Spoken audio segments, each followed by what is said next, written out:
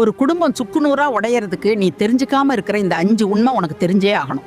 வாழ்க்கையில நிம்மதியா இருக்க இதை கொஞ்சம் கவனமா கேளுப்பா. முதல் விஷயம், யார் உண்மையா இருக்காங்களோ அவங்க தனிமையா தான் இருப்பாங்க, அது தப்பு இல்லை. ஆனா உண்மை நேர்மைன்னு சொல்லி மற்றவங்க மரியாதையை குறைச்சா அங்க கண்டிப்பா பெரிய விரிசல் விழத்தான் செய்யும். 2வது விஷயம், விவாதம் வரும்போது யாராவது ஒருத்தர் அமைதியானா நிலைமை அப்படியே மாறிடும். கொதிக்கிற தண்ணியில எப்படி முகம் தெரியாதோ அதே மாதிரிதான் கோபத்துல நியாயமும் புரியாதுப்பா. 3வது, ஒரு பிரச்சனை உனக்கு வந்தாலும் சரி, உன்னை சார்ந்தவங்களுக்கு வந்தாலும் சரி, தராசு மாதிரி 2 பக்கமும் கேட்டு முடிவெடுக்கணும். நீ காட்டுற ஃபேவரட்டிசம் குடும்பத்துல பெரிய குழப்பத்தையும் விவாதத்தையும் ஆரம்பிச்சுடும். 4வது விஷயம், குடும்பத்துல ஒருத்தர் தப்பான பாதையில போறாங்கன்னு தெரிஞ்சா என்ன நடந்தாலும் பரவாயில்ல, கண்டிக்க தவறிடாதீங்க. அவங்க பாட்டுக்கு திருந்தட்டும்னு விட்டா அது ரொம்ப தூரம் போய் எல்லாரோட நிம்மதியும் அழிச்சிடும். 5வது விஷயம், வீட்டில் இருக்க தலைமைக்கு பொறுப்பும் கவனமும் அதிகமா இருக்கணும். உன் குடும்பம் உன்கிட்ட எல்லா விஷயத்தையும் சொல்ற அளவுக்கு உன் நடத்த இருக்கணும்ப்பா.